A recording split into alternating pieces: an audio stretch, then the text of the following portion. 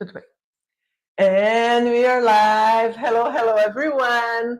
I'm Fernanda Nis, and I have here with me Nuno today. Hello. And we're going to continue our weekly podcast talking about the subject that I really like it, that is Pranayama. And do you know what is Pranayama? If you don't, Nuno is going to explain to you. Okay, so pranayama is a Sanskrit term Mhm. that combines two different words. Uh-huh. Sanskrit is like related to German, right? Like they combine words to make a bigger meaning. Yes. And means expansion of the vital energy, which is mostly useful when we do breathing exercises. So that's why we associate pranayama with breathing, that because it is through breathing that we can easily expand this sense of vitality or energy. You can use both terms. Okay. And it always calls my attention that in the last more than 30 years that I do this ancient way to train, that from time to time, one of the techniques that we use in our practice, it's just boom, trendy. Yeah. And now pranayama is trendy, better known as Breathwork. Breathwork. So the subject today is going to be breathwork, but not under the point of view of something actual or modern, but all the opposite.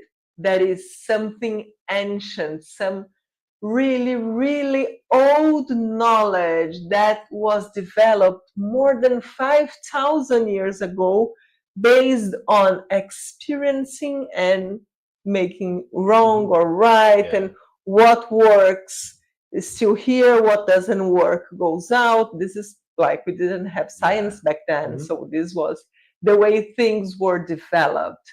And this is how we understand breath work, right? Nuno, you want to start a little bit more? It is an empiric knowledge, but at the same time it's validated through time. So it's not just I have a feeling. No, it is a feeling that then thousands of people are experiencing, and then they give their feedback. It works that way. It works the other way. So it is probably a suggestion or probably an intuition back in the days, but then we have thousands of hours of practice to validate that initial intuition. And thousands of individuals as well. Yes. And so every time I teach a rhythm, a different breathing exercise, I am so internally convinced that works. Yeah. And so it gives us as teachers a huge confidence to give that with a newcomer from zero. Start with this, boom, boom, and then goes and add this and add that. And it's so impressive how powerful and how straightforward it is. And now science is proving everything, is not everything, but is tending to get more and more data to confirm that specific efficiency. Yeah. And I have a point here to explain before we start teaching those techniques, that in our schools, in our platform, all the teachers are going to use those rhythms and those exercises. Rhythms is the next subject. It was just a spoiler. But all the rhythms and all the exercises that we teach in our classes, they were developed more than 5,000 years ago. They have time as guarantee. They have thousands of hours and individuals as guarantee. But since it's a trendy subject, there are a lot of people doing different rhythms and different exercises. I'm not saying it's wrong. I'm just saying that we, in our schools, we're just teaching those that are proved to be efficient and safe throughout the years. That's true. That's true. And the most interesting thing, that is actually one thing that I really love, is we do have advanced techniques, but they are safe enough for the beginners. Yes. So if one student is more advanced, they can use one pranayama, box breathing, which is quite popular, and the beginner is starting the first steps in box breathing. It is generically the same exercise, but there's one that is a beginner, and there's a limit, there's a limitation somehow because he's a beginner, and then there's an advanced practitioner that can do the same exercise as an advanced practice. I love to do this one. 30 years later, I still love it. Yeah, and it's so it's very hard for us to say this is too advanced, don't do it. Yeah. Okay, it is quite hard to listen to us saying that, guys, let's do this. If you're able to do more, if you're able to, then the advanced can explore more because they are advanced, which is lovely. But how do we start? We start talking about rhythm. So there is already this knowledge that, of course, we have a rhythm because it's breathing is more than inspiration, exhalation, inhalation and exhalation. You understand that there is a relation between inhalation and exhalation. And then, depending on what we want to achieve, we are going to play with those rhythms that we use, those that are already known for a long time. But depending on what we want, we're going to use different rhythms. So I think we could start just reminding the complete breathing, the abdominal, the complete, and then we can go into the rhythm subject. What about that? That's perfect. Okay, That's perfect. You want to start? Yes.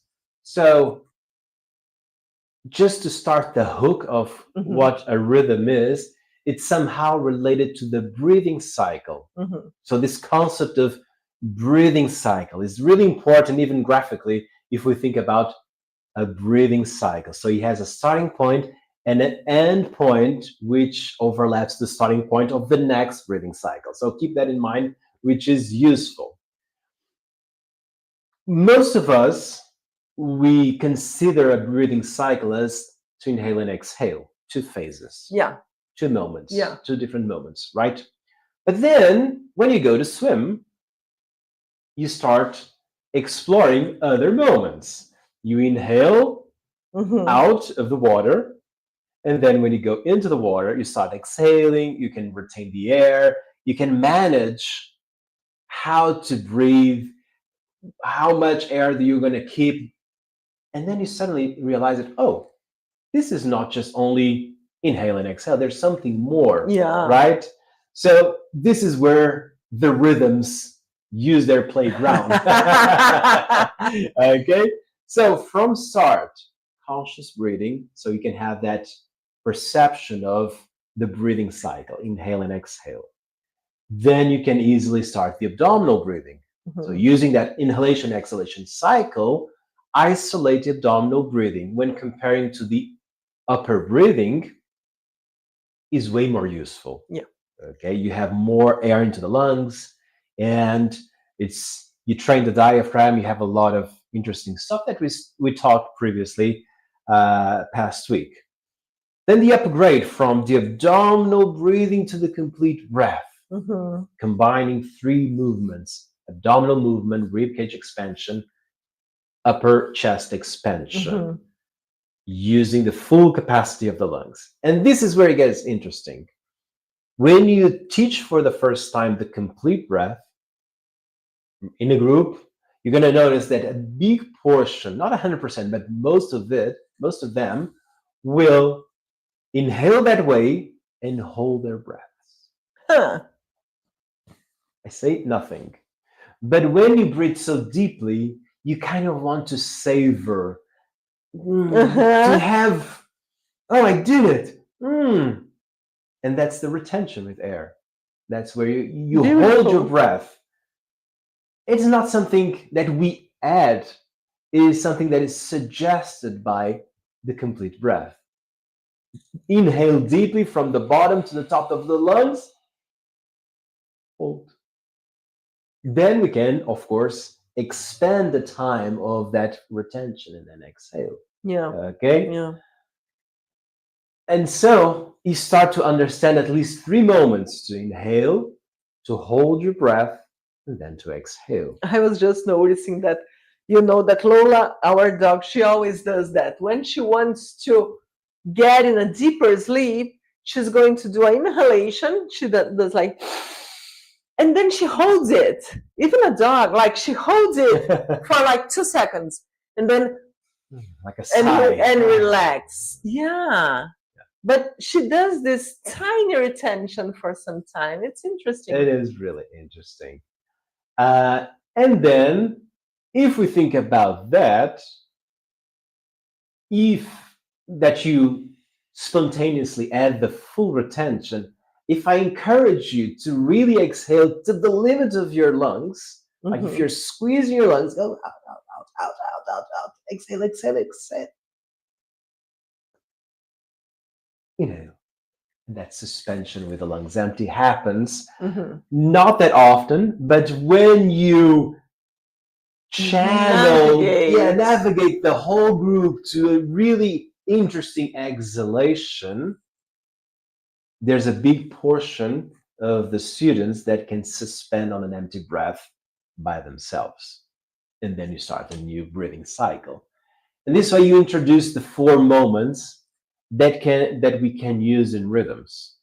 Okay? And usually we use numbers that should be observed as a ratio, not as units of time. Yeah. Okay, it's not a second. No. Okay, for example, box breathing.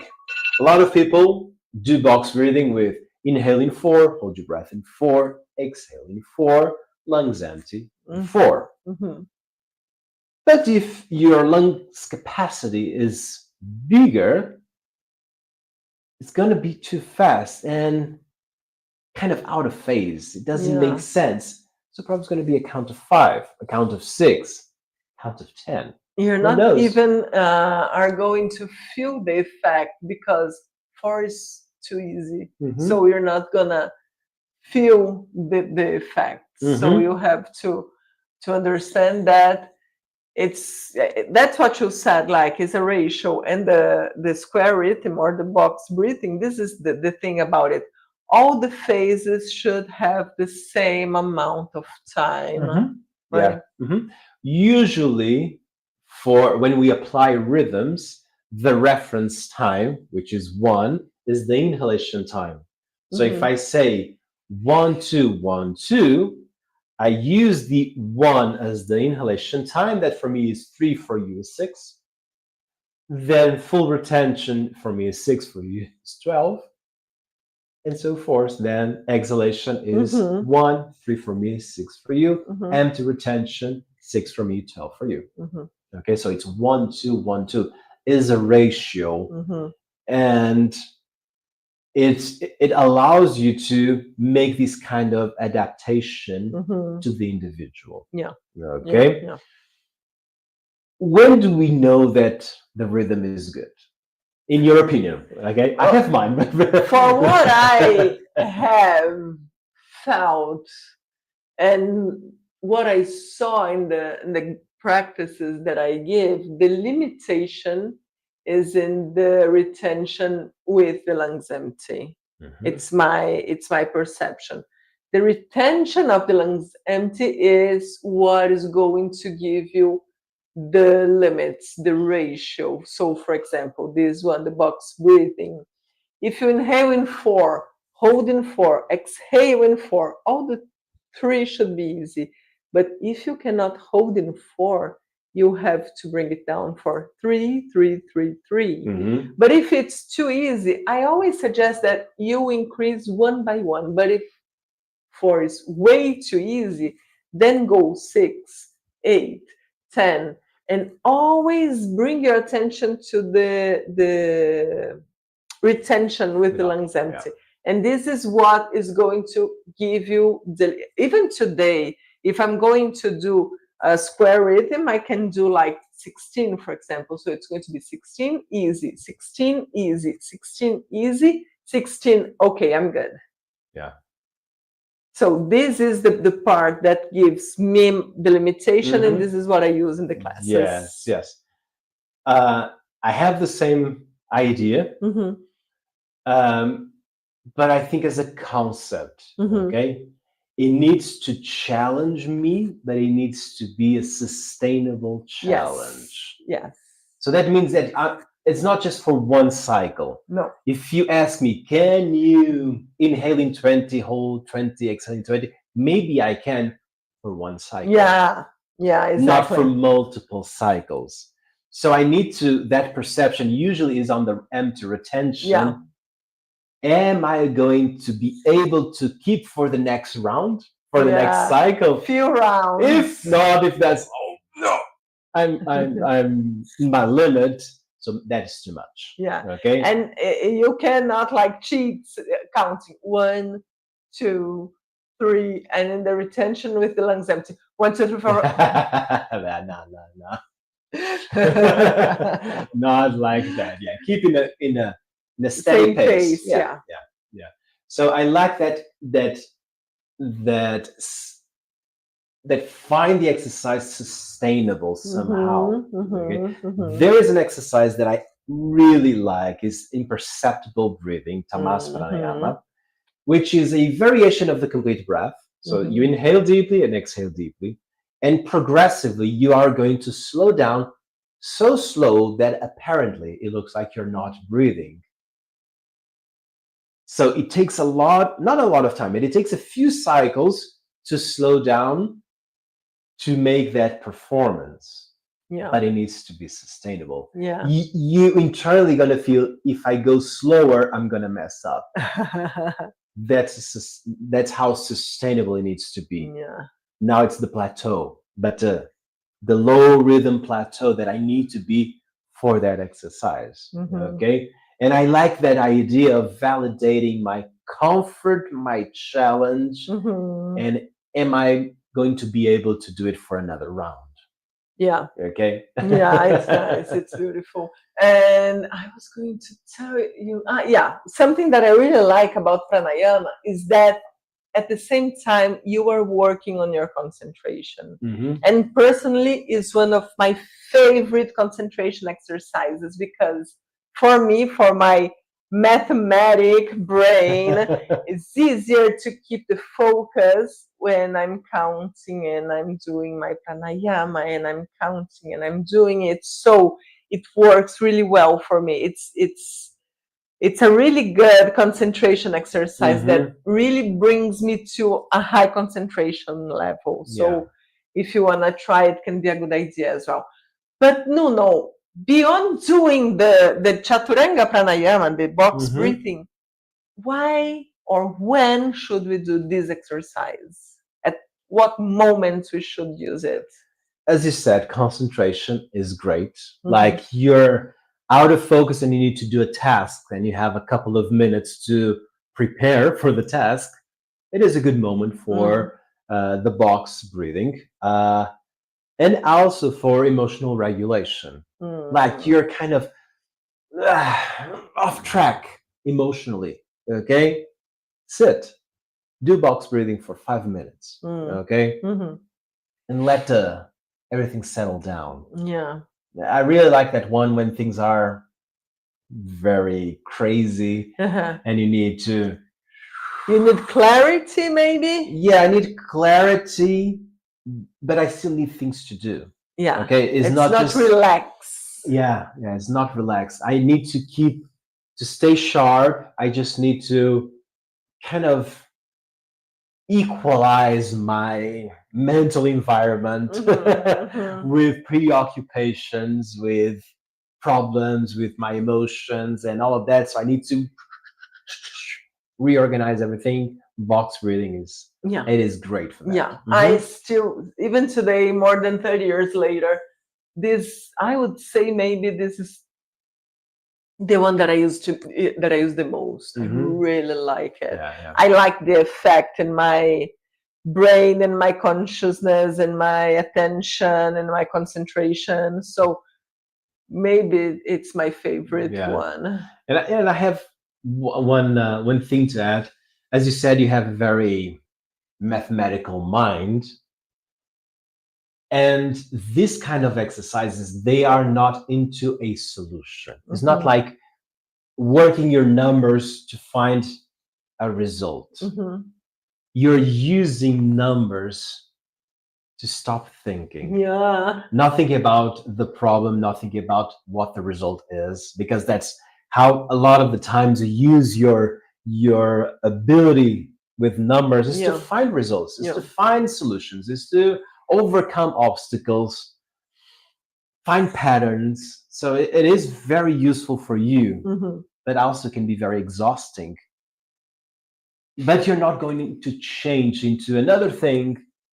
You're going to use something that you're a natural, but in a good way. It's not for the result. No. It's not to count. Just for exercise. To percentages. Nothing. It's just count. Okay.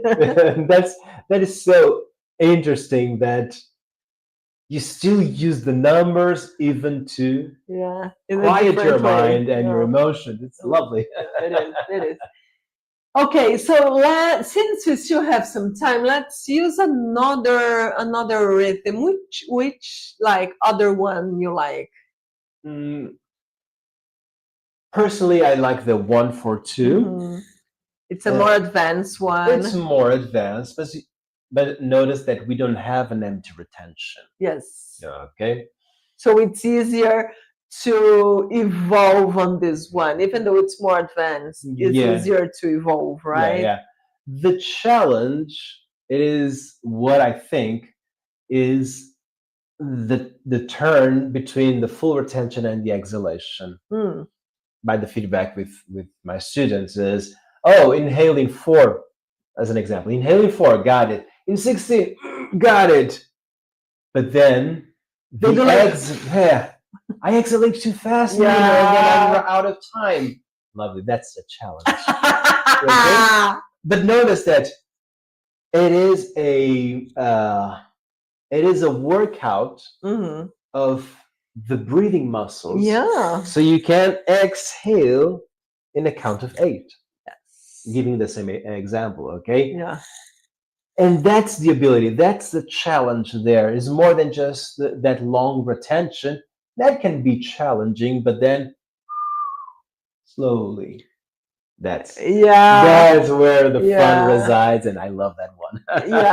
Especially because ideally you're going to exhale in a steady flow. Yeah. The flow should be the same from the beginning to the very end. And natural is like, and then, oh my God, where's the air? So you're going to learn to, I have to control the flow of the air out. We're not used to that. Even though, for example, to learn how to inhale and exhale, the exercise that we did last week, you're going to control the inhale flow, but usually you just relax and the air goes out. And when you want to do one exercise like this one, you have to, I have this power, I can control, I should control. And this is going to be the challenge of this one. Yes. You know that sensation when you are talking and you are running out of breath at the end of the sentence? It's kind of the same, and actually we are using those same muscles. So if that happens to you, that you're constantly feeling that the end of the sentences, the volume of your voice is falling, train the exhalations. An exercise like this one is really useful to train to control the exhalation. Okay. And I really, really enjoy that one because it's always challenging. Then you add 1 second, boom, another challenge. 5, 20, 10, and so it goes. I'm imagining, since you are musicians and you are a musician and you give class to musicians, that it must be interesting because they are used to control this outflow of the air. Yeah. For those who sing, it is really important. Especially singers, they have a good ability to isolate the abdominal muscle, the diaphragm, actually. I can notice that. But sometimes it's the position that is the tricky part. If they don't feel comfortable doing a pranayama in the sitting position, that can be the challenge, not the flow. Okay. Nice. We need to work out other things. And there is another pranayama that is really trendy and people love to do it. It's a really good one, but there are some how can I say it, safety measures that we have to pay attention. That's the Bhastrika. I know you love Bhastrika. I also love to use and to give in my classes, and there are those moments that only Bhastrika saves. But even though it's a very good, it needs to have some precautions when we use it. You want to explain it? Yeah. So just a few details. If you're going to do the rapid breathing, Bhastrika, fast abdominal breathing, have a lot of different names. One thing that is really important is the position. Never do it standing. Never do it seated in your car driving. Your operating machines. Yeah. If you're a pilot, don't do it. And so on. So if you are holding a wheel, don't do it while holding the wheel, okay? Imagine that you need to stop to do this exercise. It's important to understand I cannot do that and other things. And the Bhastrika is a variation of the abdominal breathing. We talked in the past podcast. Air in, abdomen out, air out, abdomen in. So that's the base, that's the foundation of Bhastrika. But then you're going to speed up the exercise. You're going to run faster. Abdominal breathing, not the chest breathing. No. Chest breathing. So remember, chest doesn't move, rib cage don't move. Just your belly will go out and in and out. Okay, like this.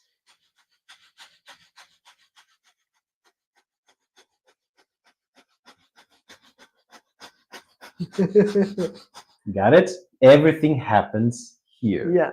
Even the sound that you're going to notice here, it is not forcing the air to make sound here. The engine of the exercise is down here. The consequence is a sound in here. Yeah. So you have to bring your attention to the abdomen, not to the nose. Yes, correct. Open your nostrils. Focus here.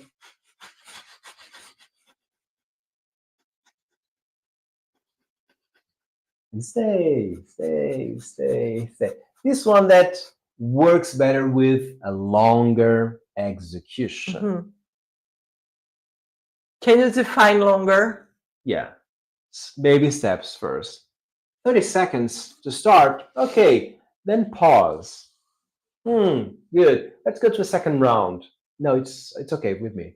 So 30 seconds was okay. 1 minute. 1 minute, it is a good for like a 60-minute class with different exercises. If you do 1 minute, 1 minute and a half in the context of a class, it is really good.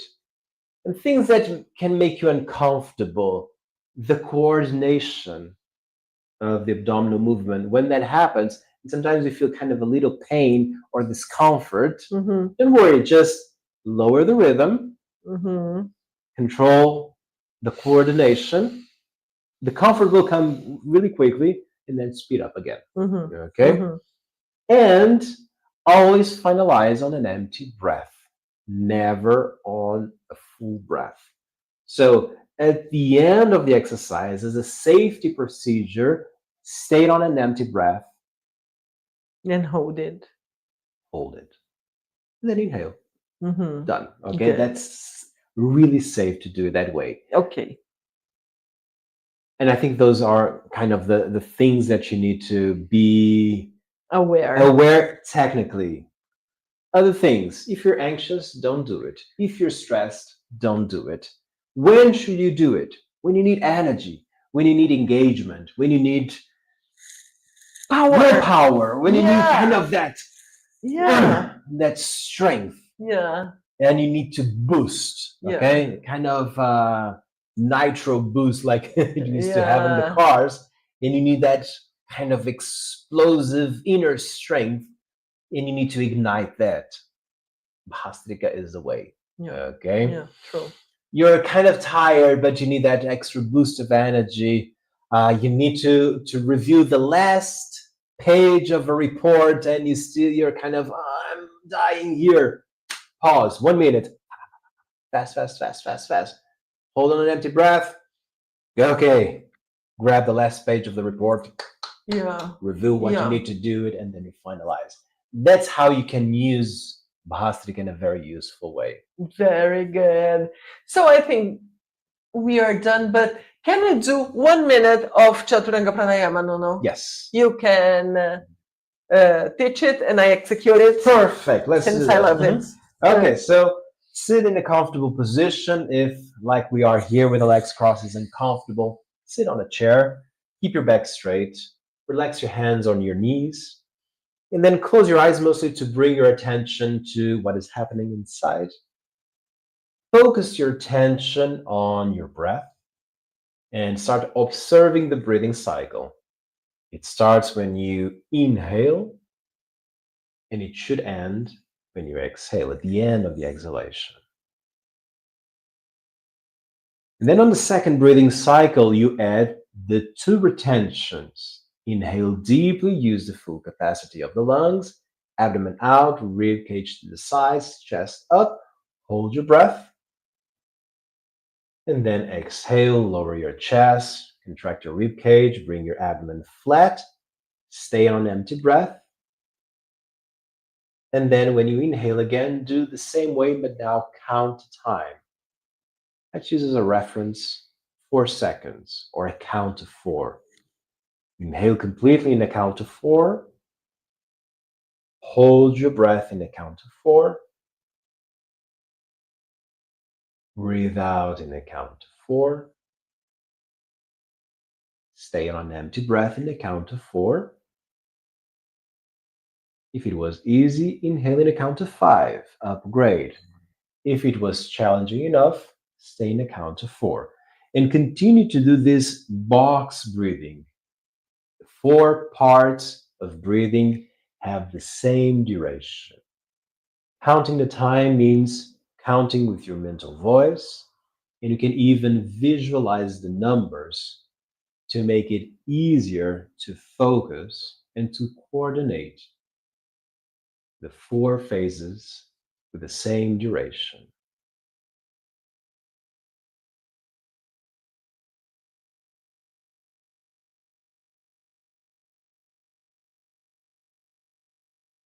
And an interesting thing is also when we are about to finalize, don't stop at any moment. Bring the breathing cycle till the end.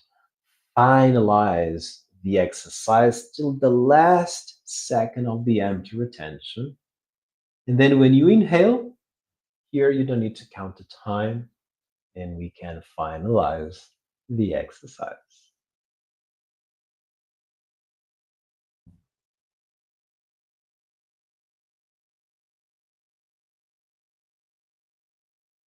Almost. Very good. Very good. So, if you want to try our breathing exercises, our body techniques, our meditation exercises, you have 14 days to try to see if you like it. No credit card required, anything, just come try. I'm sure you're going to love it. So, we have the link in our bio. We're going to leave the link here. We wait for you in our classes. See you next weekend. Have a mindful week. Yay! Bye-bye. Bye-bye. See you next week.